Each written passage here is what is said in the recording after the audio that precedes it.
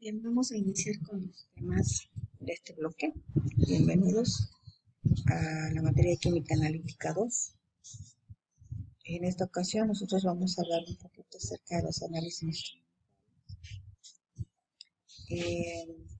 Pues es importante saber que es una rama de la química analítica, esta analítica instrumental, y se enfoca precisamente en el uso de instrumentos para analizar la composición de ciertas sustancias. A diferencia, claro, de los métodos clásicos de análisis químico, que a menudo se basan en reacciones químicas, ¿no? Al utilizar mediciones de las propiedades físicas del analito.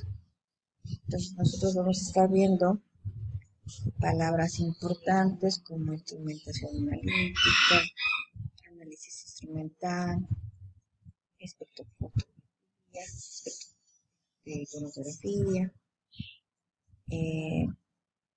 donde nosotros podemos aplicar este tipo de análisis instrumentales. Bueno, por ejemplo, en la industria farmacéutica, en la investigación y desarrollo de medicamentos, en el análisis ambiental, para el monitoreo de la calidad, por ejemplo, del agua, del aire, o detección de contaminantes, en la industria alimentaria también, el control de calidad de alimentos, análisis de nutrientes, etc.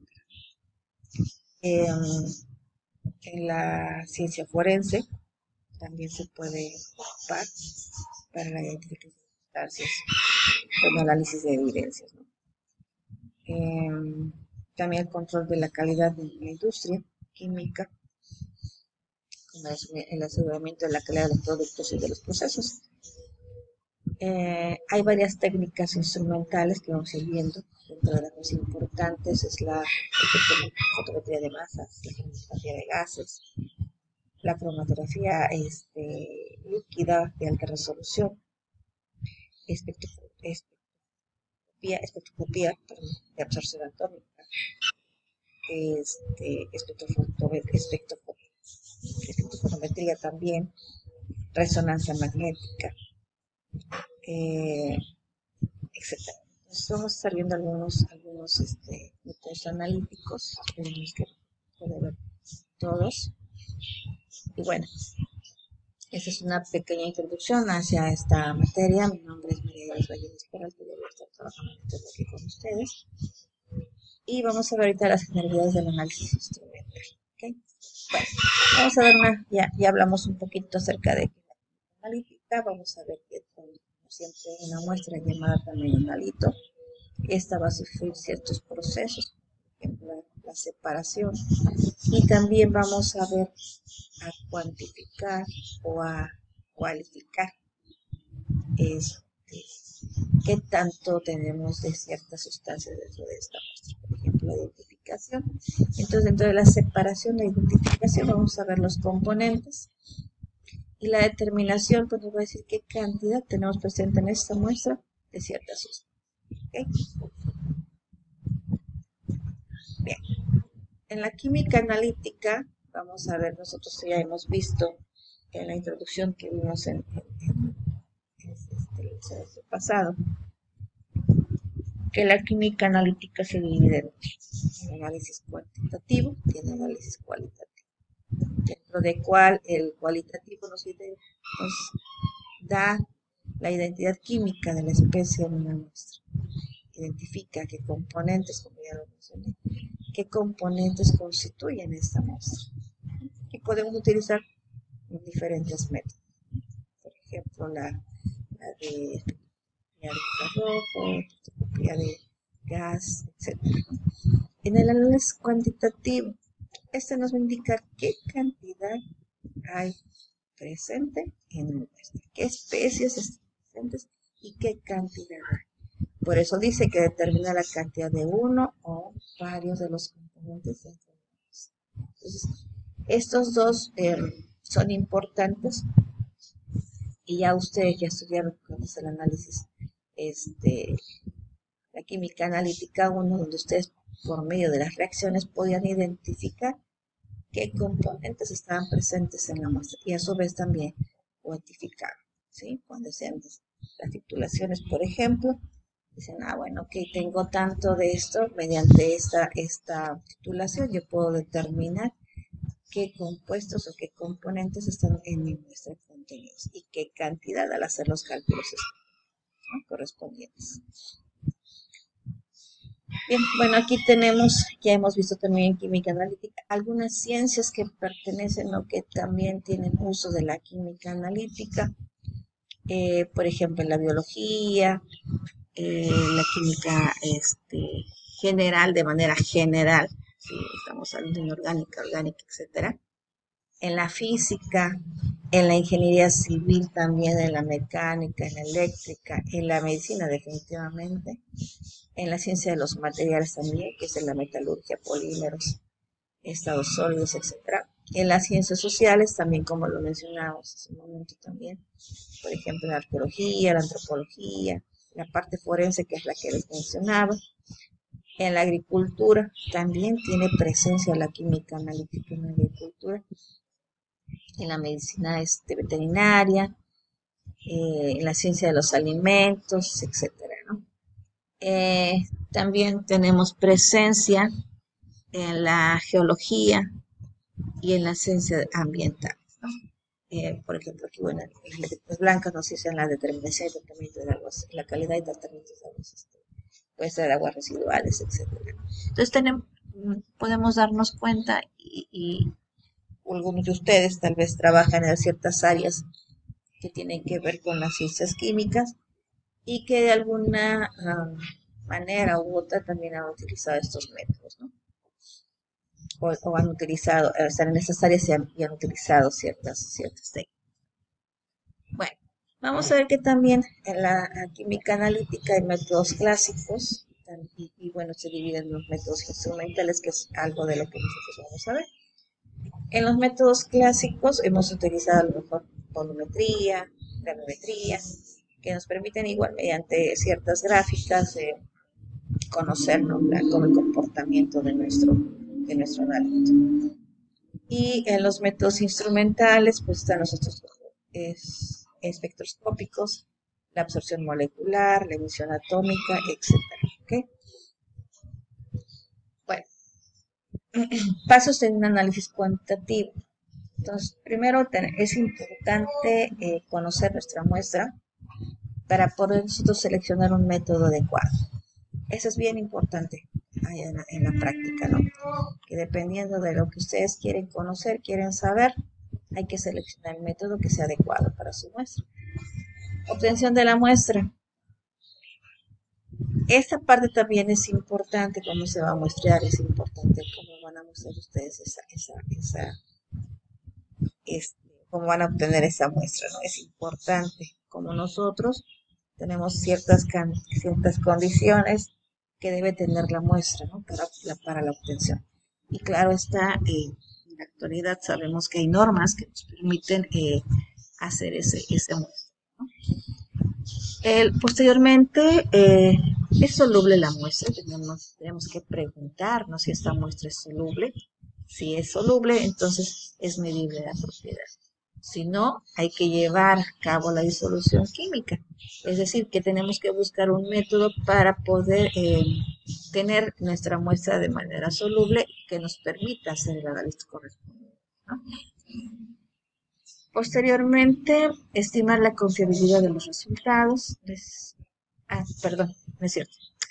Vamos a irnos, si es medible la propiedad de la muestra, entonces vamos a ir a eliminar interferencias. Esta parte también es bien importante porque vamos a tener ciertas interferencias que no nos permitan tener un resultado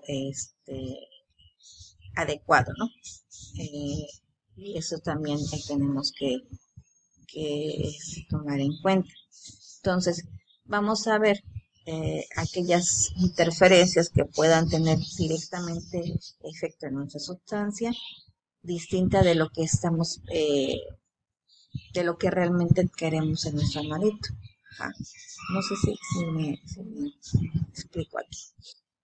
¿Qué pasa si nosotros tenemos una sustancia distinta a lo que realmente queremos en nuestro analito? Entonces, esta puede causar un resultado diferente a lo que nosotros esperamos, ¿no? O que queremos encontrar. Entonces, podemos tener interferencias químicas, interferencias físicas, que, por ejemplo, tenga una alteración, por ejemplo, en la viscosidad o en la tensión superficial de la muestra. En las interferencias, también puede ser causada por la mala calidad de la muestra, el uso incorrecto de los reactivos. Por eso les decía al principio, lo tenemos que hacer es muy importante cómo vamos a seleccionar el método y la obtención de la muestra, ¿no? Podrían ser algunas interferencias que pudiéramos tener. Entonces, si no tenemos interferencias, pues podemos ir rápidamente. Podemos ir a eliminar las interferencias. Si la propiedad no es medible, pues tenemos que cambiar la forma química, ¿no? Una vez que ya eliminamos las interferencias, podemos ya medir la propiedad de la sustancia, hacer los cálculos correspondientes y estimar la confiabilidad de los resultados. Esto es importante también porque dependiendo de los resultados que nosotros obtengamos, pues aquí habría que también calcular, ¿no?, el error de estimación que tenemos en la muestra. Bien, entonces, como ya dijimos, la química analítica trata acerca de los métodos de determinación de la composición de la materia. Un método cualitativo proporciona información respecto a las especies atómicas o moleculares, a los grupos funcionales que existen en la muestra. Acuérdense que también va muy de la mano con los grupos. Hablamos ya de química orgánica, ¿no? Y en un método cuantitativo, bueno, por otra parte, suministra información numérica, como por ejemplo la cantidad relativa de uno o varios de estos componentes. Entonces, estas dos partes que componen a la química analítica, tanto la tradicional como la instrumental, ¿no? Que podamos tener un método cualitativo que nos permita conocer la información de nuestras sustancias dentro de nuestra muestra y la cuantificación de las mismas, ¿no?, por medio ya de cálculos o de la lectura de ciertos parámetros que nos arrojen, dependiendo del método que ustedes vayan a utilizar. ¿Okay? La selección del método, esa etapa resulta fundamental para el éxito del proceso analítico global. Puede ser la etapa más difícil también porque es donde ustedes van a elegir, ¿no?, el método a utilizar. Aquí pueden hacer uso de su experiencia, desde luego. Algunos de ustedes a lo mejor ya están trabajando dentro de la industria química o alimentaria, y bueno, ustedes ya mediante su experiencia ya saben qué método van a usar, ¿no? Presenta un compromiso entre exactitud requerida, concentración prevista del analito de una muestra, disponibilidad del tiempo, factor económico también, la complejidad de la muestra y número de muestras bajo análisis, entre otros factores. Esta última parte, ya si nosotros estamos haciendo alguna investigación, pues esto es importante, ¿no? La disponibilidad del tiempo, factor económico y la complejidad de la muestra y número de muestras bajo análisis. Aquí ya cuando ustedes hagan algún proyecto o algo, pues sí es importante, ¿no? Algo que siempre se ha dicho, bueno, que es el tiempo. El tiempo es muy importante en este caso y claro, es el factor económico, ¿no? Bueno, estas preguntas que vienen aquí, me gustaría que ustedes las respondieran como parte de una actividad. Necesito conocer la composición de elementos de la muestra, la composición molecular o detectar la presencia de ciertos grupos funcionales. ¿Es necesario un análisis cualitativo o cuantitativo? Esas son las cuestiones que nosotros tendremos que hacernos con respecto a nuestra muestra, ¿no? En caso de análisis cuantitativo, ¿qué precisión se requiere? ¿Se trata de un componente mayoritario o nivel de trazas? ¿De cuánto material dispongo para realizar el análisis? ¿Puede utilizarse un método destructivo o debe conservarse la muestra? ¿Cuál es la composición de la matriz? El resultado del análisis debe conocerse inmediatamente después de retrasarse durante algún tiempo. Se trata de un análisis aislado, es necesario repetirlo en cabo del tiempo. Se trata de un análisis aislado, es necesario repetirlo en cabo del tiempo, o incluso monitorearse al sistema para obtener datos continuamente. ¿Qué trascendencia tienen los datos analíticos obtenidos? Entonces, todas estas cuestiones tendríamos que hacérnoslas, para poder pues saber, y sobre todo en el momento de elegir el método, ¿no?, que vamos a obtener. Entonces, aquí ya estamos hablando de cómo nosotros vamos a obtener nuestra muestra. Dice, para la obtención de un resultado confiable, el análisis debe llevarse a cabo en una muestra que tenga la misma composición que el resto del material a partir del cual se obtuvo. El muestreo es un proceso a través del cual se colectan pequeñas cantidades de masa de un material cuya composición representa de manera precisa la composición del material que está siendo muestreado. Vuelvo a repetir, a lo mejor muchos de ustedes hacen muestreos constantemente y bueno, saben cómo hacer esta parte, ¿no? Desde su, obviamente ya para un caso de estudio, vuelvo a repetir, pues es importante, ¿no? Claro, dentro de su trabajo también es sumamente importante, pero para el caso de estudio también, ¿no? Para poder analizar alguna muestra y bueno, obtener un resultado confiable. La eliminación de interferencias. Una vez que se tiene la muestra en disolución y se ha convertido el analito a una forma adecuada, es decir, aquí ya tenemos una preparación de nuestra muestra para poder nosotros realizarle el estudio, ¿no?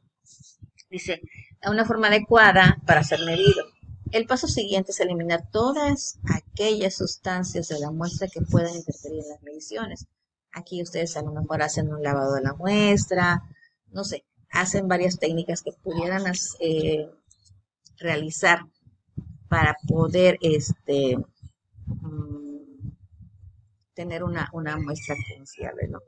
Entonces aquí es cuestión de nosotros poder encontrar algunos métodos, ¿no? Para quitar estas interferencias. Entonces dice la calibración y medición de la concentración. Todos los resultados analíticos, como dice aquí, depende de la medición final de la muestra, ¿no? Una propiedad física o química del analito. Esta propiedad puede variar de manera conocida o reproducible en la concentración. Perdón, CA representa la concentración, en este caso del analito. De manera ideal, la medición de una propiedad dada es directamente proporcional a la concentración del analito. Entonces aquí tenemos CA va a ser igual a K por X, donde X puede ser la cantidad final de nuestro analito y K una constante, ¿no?, de proporcionalidad.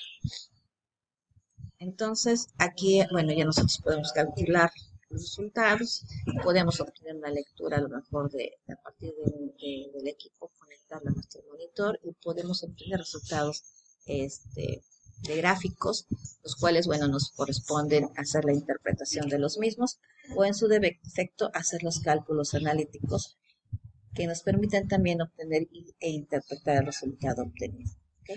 Aquí podemos hacer también gráficas. Irregularmente los métodos, por ejemplo, de razonamiento de IR, que es el infrarrojo, pues se les lanza una serie de gráficos con una serie de picos, que cada pico hay que interpretar qué compuesto es, ¿no? O qué compuesto está presente en el analito, ¿ok? La evaluación de los resultados. Se debe proveer alguna medida de la incertidumbre asociada con el cálculo de resultados si pretende que los datos tengan validez. Un resultado analítico sin una estimación de confiabilidad no tiene ninguna validez. Eso también es importante. Ustedes, quienes están dentro del área, pues pueden saberlo perfectamente, porque si no tenemos una confiabilidad en nuestro resultado, pues esto no nos sirve, ¿no? Ahora, vamos a hablar un poquito acerca de la clasificación de los métodos analíticos. Los métodos analíticos se suelen clasificar en clásicos o instrumentales, como lo vimos anteriormente. Esta clasificación, bueno, también cuando se iniciaron en el caso de los métodos analíticos, pues empezaron con los métodos clásicos, que prácticamente posteriormente con al avance tecnológico, pues fueron apareciendo otros métodos, ¿no? Ya los instrumentales, por ejemplo. Entonces, vamos a ver que los métodos clásicos en los primeros años de la química, la mayor parte de los análisis se realizaban separando los componentes de interés de una muestra, en este caso los animalitos, mediante precipitación, extracción o destilación, que son las separaciones físicas que se siguen aplicando, ¿no? Seguimos aplicando desde una precipitación, desde una extracción o una destilación. Eh, Sobre todo en la industria petrolera, ¿no? En la industria química y en todas las industrias que ustedes quieran, habidas y por haber, se utilizan estos métodos aún en la actualidad.